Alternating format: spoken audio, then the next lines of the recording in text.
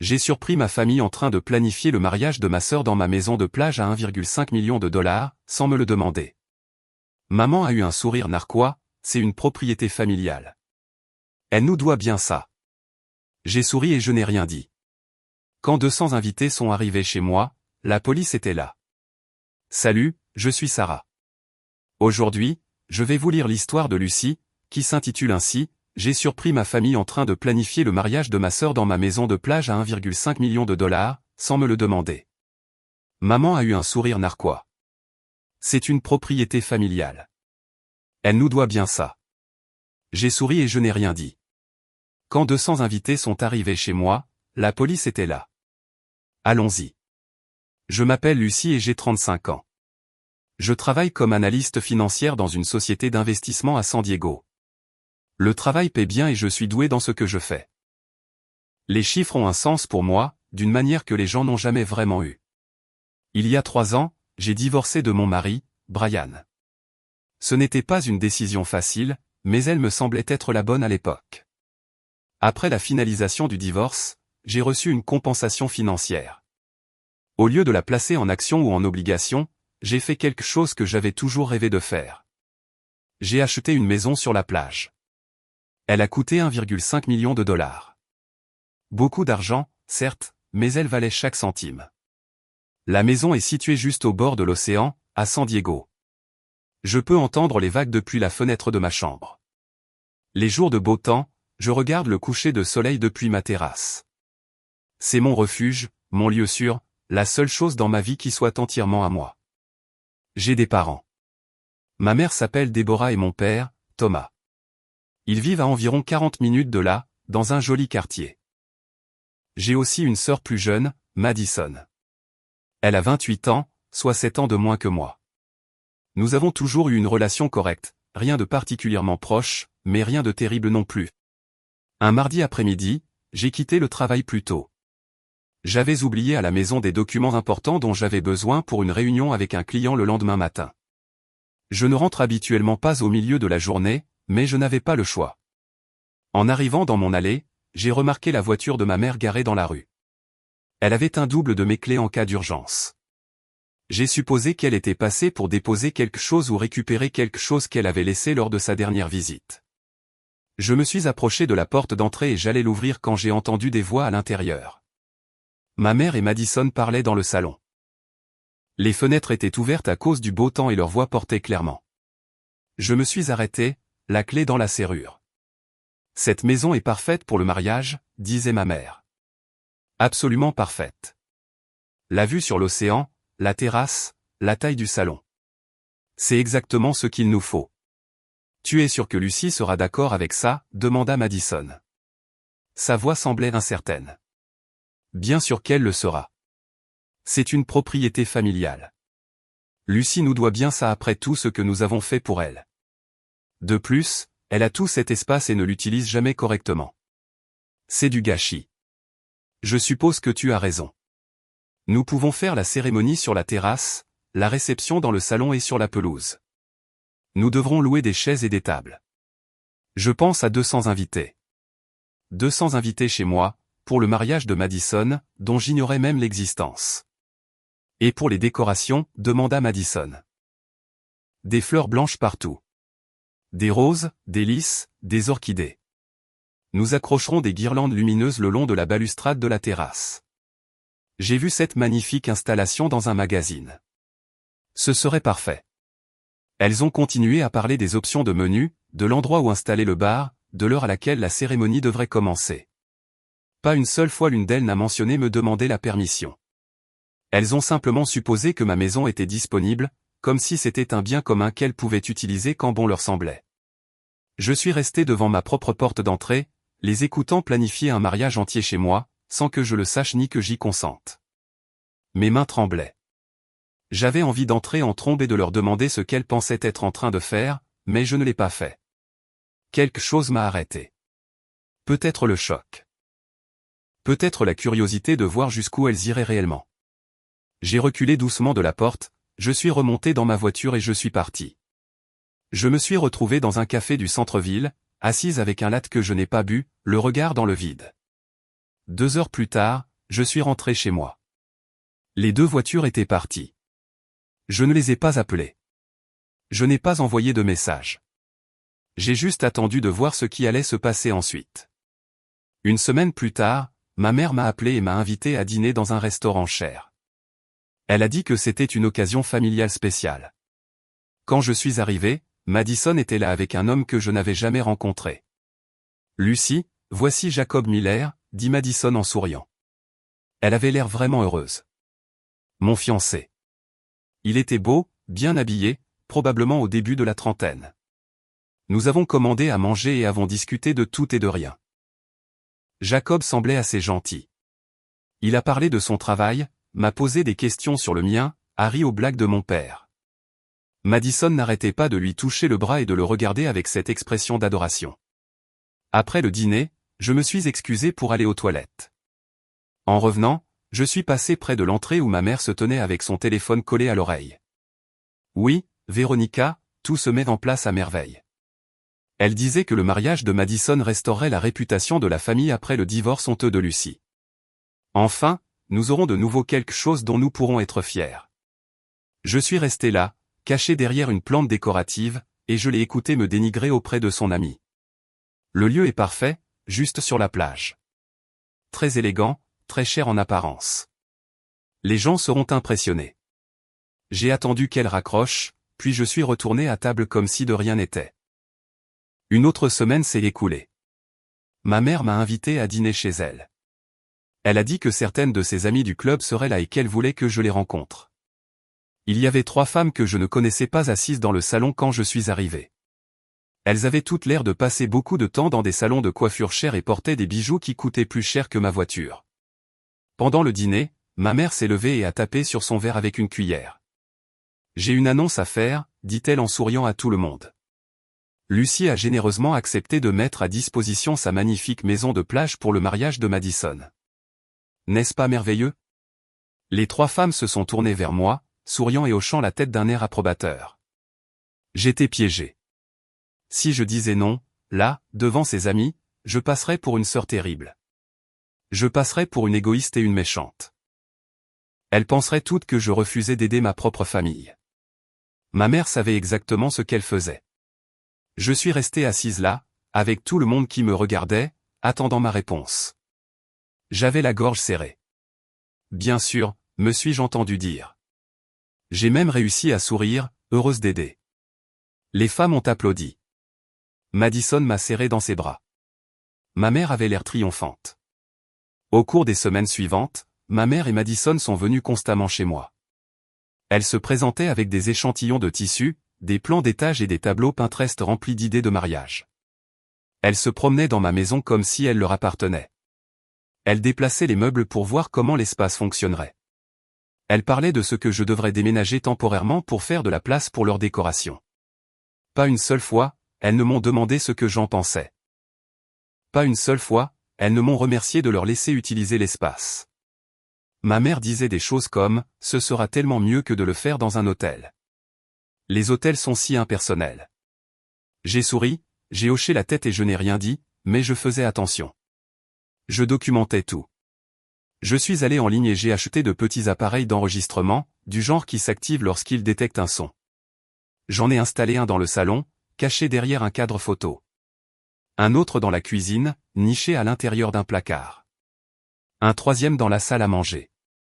Puis, j'ai simplement attendu qu'elles reviennent. Elles sont revenues. 2 jours plus tard, j'étais au travail quand elles sont entrées avec la clé de ma mère. Ce soir-là, j'ai téléchargé les enregistrements. La voix de ma mère était claire. Lucie nous doit la vie.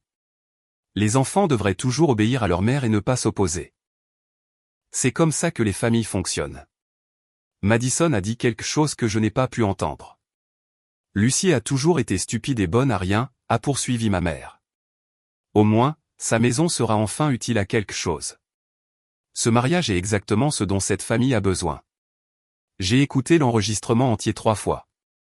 Chaque fois, je me sentais plus froide à l'intérieur, mais je ressentais aussi autre chose. De la clarté. Je savais exactement ce que je devais faire. Le lendemain, j'ai pris une longue pause déjeuner et j'ai rencontré une avocate. Elle s'appelait Jennifer Harris et elle était spécialisée en droit immobilier. Je l'avais trouvée par l'intermédiaire d'un collègue qui avait déjà fait appel à ses services. Je dois m'assurer que personne ne peut revendiquer des droits sur ma maison, lui ai-je dit. Et j'ai besoin d'un plan. J'ai expliqué toute la situation. Le mariage, la manipulation, les enregistrements. Jennifer a écouté attentivement, en prenant des notes. Quand j'ai eu fini, elle s'est penchée en arrière dans son fauteuil. Tout d'abord, vérifions les documents de propriété. Je vais extraire les registres du comté pour m'assurer que vous êtes la seule propriétaire. Au cours de la semaine suivante, Jennifer m'a aidé à élaborer une stratégie. Elle a extrait les registres de propriété et a confirmé ce que je savais déjà. La maison était à moi, uniquement à moi. Personne d'autre n'avait de droit légal sur elle. Maintenant, a dit Jennifer lors de notre deuxième réunion, vous avez mentionné que le mariage est prévu pour un week-end spécifique, et vous voulez les empêcher d'utiliser votre propriété sans les confronter directement au préalable. Exactement. Elle a souri. J'ai une idée. Jennifer m'a mise en contact avec Pacific Studio, une société de production qui tournait des scènes pour des émissions de télévision autour de San Diego. Ils étaient toujours à la recherche d'endroits intéressants. J'ai rencontré leur dépisteur de lieux et je lui ai montré des photos de ma maison. Il a tout de suite adoré. Ce serait parfait pour les scènes de maisons de plage que nous tournons, a-t-il dit. Quand serait-elle disponible? J'ai un week-end dans 6 semaines qui me convient parfaitement. Nous avons signé un contrat. Pacific Studio louerait ma maison pour tout ce week-end pour $5 000. Le contrat a été notarié et enregistré auprès du comté. La société a également informé le service de police local du tournage commercial, comme l'exige la loi. Ma maison serait occupée par une équipe de tournage le jour exact où le mariage de ma sœur était censé s'y dérouler. 2 semaines avant le mariage, mon téléphone a sonné tard dans la nuit. C'était Madison. Lucie, est-ce que je peux passer? J'ai besoin de te parler de quelque chose. Elle est arrivée 20 minutes plus tard, toujours en pyjama avec un manteau jeté par-dessus. Ses yeux étaient rouges comme si elle avait pleuré. Nous nous sommes assises sur mon canapé et elle n'a rien dit pendant un long moment. Je ne suis pas sûre de vouloir épouser Jacob, a-t-elle finalement dit. Je ne sais pas si je l'aime vraiment. C'est maman qui l'a choisi, en gros. Elle nous a présenté lors d'un de ses événements au club. Elle a choisi ma robe. Elle a choisi la liste des invités. Elle a décidé des décorations, des fleurs, du menu. J'ai l'impression de regarder la vie de quelqu'un d'autre se dérouler. J'ai regardé ma sœur et j'ai vu quelque chose que je n'avais jamais vu auparavant. Elle avait l'air effrayée, perdue. As-tu dit à maman ce que tu ressens? Madison a ri, mais ce n'était pas un rire joyeux. Tu plaisantes? Elle me tuerait. Elle a déjà parlé de ce mariage à tout le monde. Elle en a parlé sur tous les réseaux sociaux. Elle a même fait publier un article à ce sujet dans le magazine California Lifestyle. Attends, quel article? Tu ne l'as pas vu? Elle a fait toute une interview sur les traditions familiales et notre maison de plage familiale. Elle leur a dit que la maison était dans notre famille depuis des générations. J'ai senti ma mâchoire se crisper. La maison que j'ai achetée il y a 3 ans avec mon propre argent. Je sais. Je suis désolé. J'aurais dû dire quelque chose, mais tu sais comment est maman. Je le savais. C'était ça le problème. Madison, que veux-tu vraiment? Elle m'a regardé avec des larmes dans les yeux. Je veux faire mes propres choix. Je veux avoir l'impression que ma vie m'appartient. J'ai passé mon bras autour de ses épaules et elle s'est mise à pleurer pour de vrai. Nous sommes restés assises là pendant un moment, sans parler, juste assises ensemble. Pour la première fois, j'ai réalisé que ma sœur et moi étions toutes les deux victimes de la même personne. Ma mère nous avait manipulés toutes les deux, mais de différentes manières. Mais je savais aussi que dans 2 semaines, tout allait exploser. L'équipe de tournage arriverait. Le mariage serait annulé. Le plan parfait de ma mère s'effondrerait. Et j'avais hâte de voir sa tête quand ça arriverait. Je n'ai pas parlé à Madison du bail. Une partie de moi se sentait coupable à ce sujet. Mais je savais aussi qu'elle le dirait à notre mère, soit exprès, soit par accident. Et j'avais besoin de l'effet de surprise. Alors, j'ai serré ma sœur dans mes bras, je lui ai fait du thé et je l'ai laissée pleurer sur mon canapé. Le jour du mariage est arrivé. Je me suis levé tôt et je suis allé en voiture dans un restaurant cher qui avait une vue parfaite sur ma maison de l'autre côté de la rue. J'ai commandé un petit déjeuner et je me suis assise sur la véranda avec mon café en regardant. À 6 heures du matin, les camions de Pacific Studio ont commencé à arriver. L'équipe de tournage a déchargé du matériel, installé des éclairages et commencé à installer des clôtures temporaires autour de la propriété. Ils ont mis des panneaux d'avertissement partout. Tournage commercial en cours. Accès non autorisé. J'ai siroté mon café et j'ai attendu. Vers 9 heures, les premiers véhicules du mariage ont commencé à arriver. Un camion de traiteur, une camionnette pleine de fleurs, des employés d'une société de location avec des chaises et des tables. Ils se sont tous arrêtés à la clôture, confus. Des agents de sécurité en gilet jaune vif les ont repoussés, leur montrant le contrat de location et les permis. Puis la voiture de ma mère est apparue. Elle est sortie et a marché droit vers les gardes avec Madison juste derrière elle dans sa robe de mariée. Elle avait coûté 8 000 $, d'après l'étiquette de prix que j'avais vue sur le reçu que Madison avait laissé chez moi. Je ne pouvais pas entendre ce que ma mère disait, mais je pouvais la voir gesticuler sauvagement, montrant la maison, Madison, la foule grandissante d'invités au mariage confus. Les gardes n'ont pas bougé. L'un d'eux a sorti des papiers et les a montrés à ma mère. C'est laquelle s'est mise à crier. Je pouvais l'entendre de l'autre côté de la rue. 2 voitures de police se sont arrêtées. Les agents sont sortis et ont parlé aux gardes, ont examiné le contrat de location, puis ont parlé à ma mère. Un agent secouait la tête pendant que ma mère le montrait du doigt et criait. D'autres invités arrivaient maintenant. 200 personnes en vêtements chics, debout sur le bord de la route, tenant des cadeaux et regardant leur téléphone. Certains d'entre eux filmaient toute la scène. Madison se tenait à l'écart dans sa robe de mariée coûteuse, en pleurant. Jacob s'est tenu près d'elle pendant 1 minute, a vérifié son téléphone, puis est monté dans sa voiture et est parti. Il n'a pas dit au revoir à sa fiancée. Il est juste parti. Mon téléphone a commencé à vibrer. Appel de ma mère. Appel de mon père. Des SMS affluaient. J'ai tout ignoré et j'ai commandé un autre café. La police a finalement fait évacuer tout le monde. Les invités du mariage se sont dispersés. Le camion de traiteur est parti. Madison est montée dans la voiture de ma mère, toujours dans sa robe de mariée, et elles sont parties. L'équipe de tournage a continué à travailler comme si de rien n'était. J'ai fini mon petit déjeuner, payé ma note et je suis rentré chez moi par le chemin de derrière. J'ai passé le reste de la journée dans l'appartement d'un ami. Mon téléphone était éteint. Quand je l'ai finalement rallumé ce soir-là, j'avais 47 appels manqués et plus de 60 SMS. La plupart provenaient de ma mère. Les messages ont commencé par de la colère. Comment as-tu pu faire ça à ta propre sœur? Tu as tout gâché.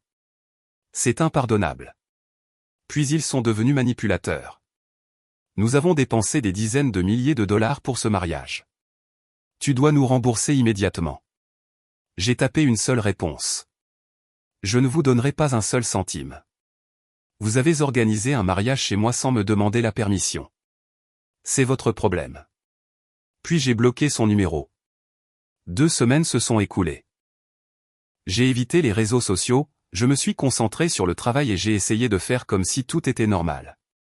Puis mon père a appelé d'un numéro que je ne reconnaissais pas. Lucie, ta mère est malade. Elle a un cancer du sein. Elle commence son traitement la semaine prochaine. Elle ne voulait inquiéter personne, mais elle ne peut plus le cacher. Elle en a parlé sur Facebook. Les gens aident avec les frais médicaux. Après avoir raccroché, je suis allé directement sur Facebook. Ma mère avait publié une longue déclaration sur son diagnostic de cancer. Il y avait un lien vers une page GoFundMe. En un jour, elle avait déjà récolté 12 000 $. J'ai parcouru les photos récentes de ma mère, elle a l'essayage de la robe de Madison, elle a un déjeuner de charité, elle a une garden party, elle a un événement de country club. Toutes ces photos dataient des derniers mois. Elle avait l'air en bonne santé sur chacune d'entre elles, énergique, heureuse, pas comme quelqu'un qui lutte contre le cancer. J'ai créé un dossier sur mon ordinateur portable et j'ai commencé à sauvegarder des preuves. Chaque photo, chaque publication, chaque événement auquel elle avait assisté alors qu'elle était soi-disant aux prises avec un diagnostic de cancer qu'elle n'avait mentionné que lorsque c'était devenu pratique. Elle mentait. Je le savais et je pouvais le prouver. 1 semaine plus tard, Madison m'a appelé. Sa voix était étrange, plate. Jacob est parti, dit-elle. Son téléphone est déconnecté. Son appartement est vide. Il a tout simplement disparu. Quelque chose là-dedans ne me semblait pas normal. J'ai passé les heures suivantes à chercher sur les réseaux sociaux. J'ai trouvé la page Facebook de Jacob. Elle était privée, mais sa photo de profil avait changé. J'ai cliqué sur le nom tagué dans la photo. Amanda Wu, entrepreneur à succès.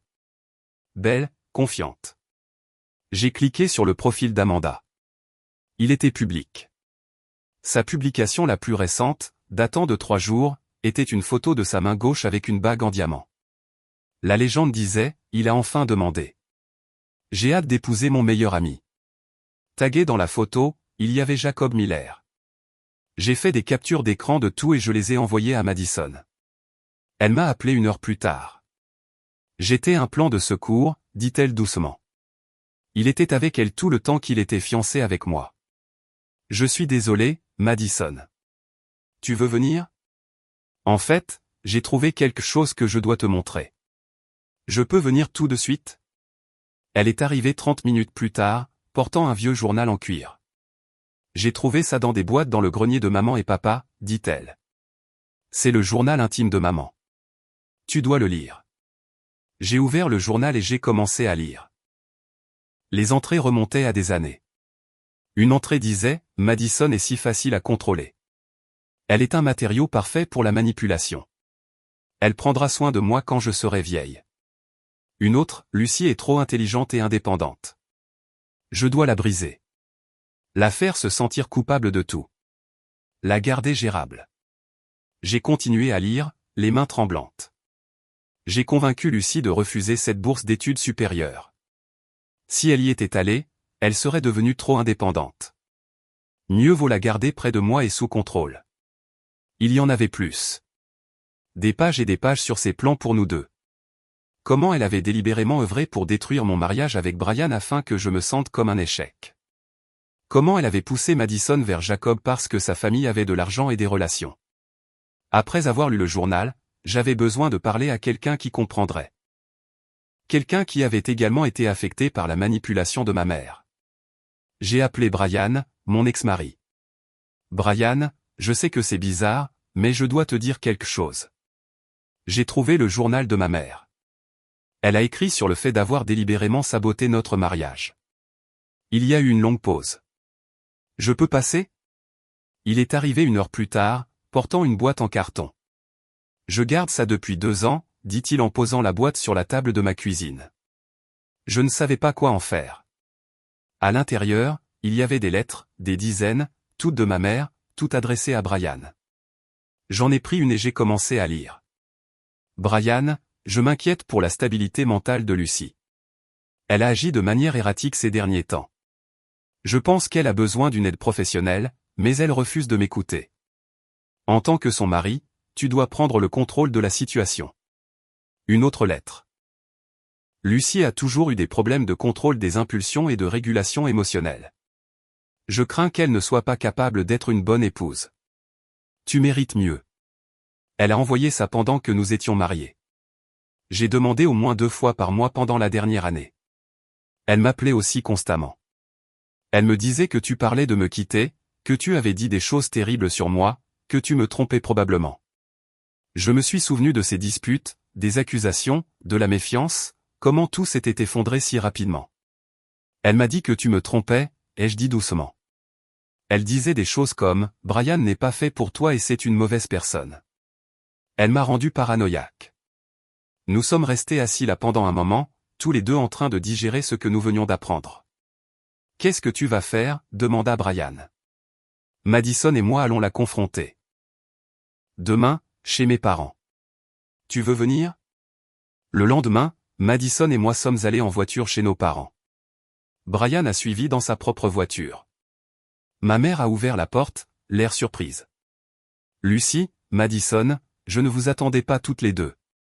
Nous devons parler, ai-je dit. Nous tous, maintenant. Nous sommes entrés dans le salon. Mon père était assis sur le canapé en train de lire le journal. Il a levé les yeux, confus. Qu'est-ce qui se passe? Madison et moi nous sommes assises. Brian est resté près de la porte. Maman, nous savons pour le faux cancer. J'ai dit que son visage était devenu pâle. Je ne sais pas de quoi tu parles. Tu n'es pas malade. Tu as été à des fêtes et à des événements tout le mois. J'ai des photos. Tu as commis une fraude avec cette campagne GoFundMe. Lucie, tu es ridicule. Nous avons aussi trouvé ton journal, ajouta Madison. Nous savons ce que tu nous fais subir à toutes les deux depuis des années. J'ai sorti mon téléphone et j'ai montré à mon père une photo d'une page de journal.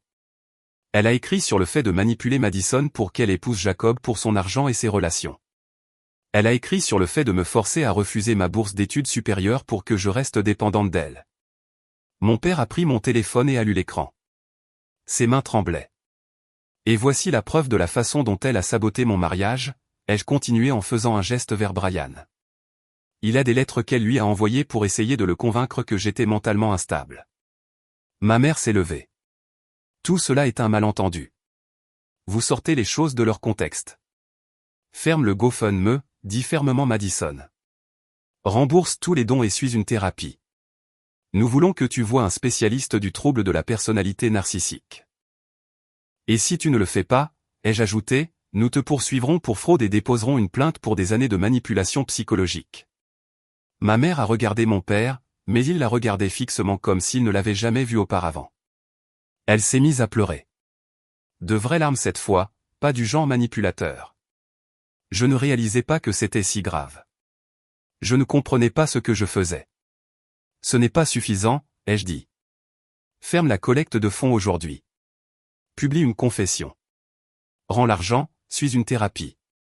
Ce sont tes options. Elle l'a fait cet après-midi-là. A publié une confession complète sur Facebook. A remboursé les 12 000 $ aux donateurs. Ses amis l'ont vu. Ses partenaires de club l'ont vu. Tous ceux qu'elle avait essayé d'impressionner ont vu la vérité. En une semaine, elle avait perdu la plupart de son cercle social. Les gens ont arrêté d'appeler, ont arrêté de l'inviter à des événements. Sa réputation était détruite. Mes parents ont vendu leur maison un mois plus tard. Ils ont déménagé dans un petit appartement dans une autre ville pour tout recommencer. J'ai changé mon numéro de téléphone, je les ai bloqués tous les deux sur toutes les plateformes de médias sociaux. J'en avais fini, mais je suis resté en contact avec Madison. Elle a commencé une thérapie pour surmonter ce qu'elle appelait le syndrome de l'enfant en or. Nous avons commencé à nous voir toutes les 2 semaines pour le déjeuner, construisant une relation sans l'influence de notre mère. Et Brian et moi avons commencé à parler davantage. Au début, juste comme des amis, rattrapant les années que nous avions perdues, mais lentement, c'est devenu quelque chose de plus. Notre mariage n'a pas échoué à cause de nous, a-t-il dit un soir. Il a échoué parce que quelqu'un travaillait activement à le détruire. Tu penses que nous pourrions essayer à nouveau? Il m'a regardé pendant un long moment. Ouais, je pense que nous pourrions. Il est revenu vivre avec moi et 3 mois plus tard, nous nous sommes remariés à la mairie avec juste Madison comme témoin. Pas de grande cérémonie, pas d'invités, pas de drame. 6 mois après m'être remarié avec Brian, j'ai découvert que j'étais enceinte. Nous étions assis dans le cabinet de mon médecin, regardant l'écran de l'échographie, regardant notre bébé bouger. Vas-tu le dire à tes parents? A demandé Brian plus tard. J'y ai pensé, à la manipulation de ma mère, au journal, à tout ce qu'elle avait fait. Non, ai-je dit. Je ne suis pas sûr qu'ils puissent avoir une relation avec notre enfant sans essayer de tout contrôler. Je ne prendrai pas ce risque. Brian a hoché la tête. Je comprends. Nous sommes retournés en voiture à la maison de la plage, la maison que j'avais achetée après mon divorce, le refuge qui m'avait protégé quand j'en avais le plus besoin. Maintenant, ce serait un foyer pour notre famille. Une vraie famille, bâtie sur l'honnêteté et la confiance, au lieu de la manipulation et des mensonges. Ma mère avait essayé de contrôler tous les aspects de ma vie, mais elle avait échoué. J'étais libre. Madison était libre. Et notre enfant grandirait libre aussi, sans le poids de la manipulation et de la culpabilité qui avaient défini notre enfance.